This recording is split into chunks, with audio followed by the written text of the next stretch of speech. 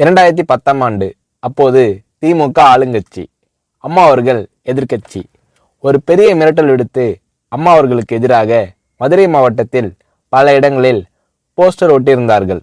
அந்த போஸ்டரில் அம்மா அவர்கள் மதுரைக்கு வந்தால் திரும்பி செல்ல மாட்டார், மதுரைக்கு அம்மா அவர்கள் வரக்கூடாது என்று மதுரை மாவட்டத்தில் பல இடங்களில் அந்த போஸ்டரை ஒட்டி பெரிய மிரட்டல் எல்லாம் கொடுத்தார்கள்.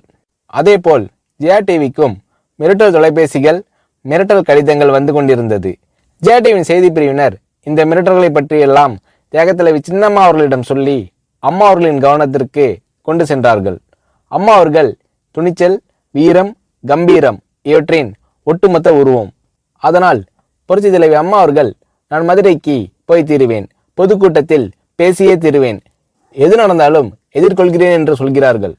ஒரு கட்டத்தில் ஜெயா டிவிக்கு மிரட்டல் எப்படி வருகிறது என்றால், ஜெயா டிவியின் அலுவலகத்தை வெடிகுண்டு வைத்து தகர்ப்போம், அம்மா அவர்கள் மதுரைக்கு வந்தால் ஜெயா டிவியை ஒழிப்போம், இப்படியெல்லாம் நிறைய மிரட்டல்கள் தொலைபேசியின் வாயிலாகவும் கடிதத்தின் வாயிலாகவும் வந்து கொண்டிருக்கிறது.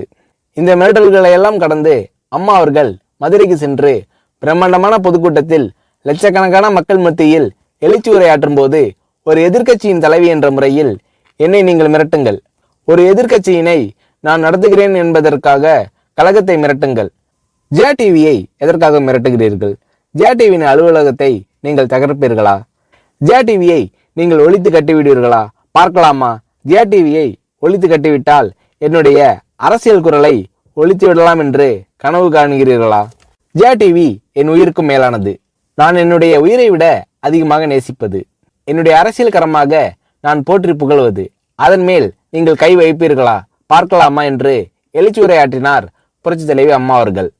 இப்படியெல்லாம் அம்மா அவர்களின் அன்புக்கும் மரியாதைக்கும் பாத்திரமாக ஜெயா டிவி இருந்தது.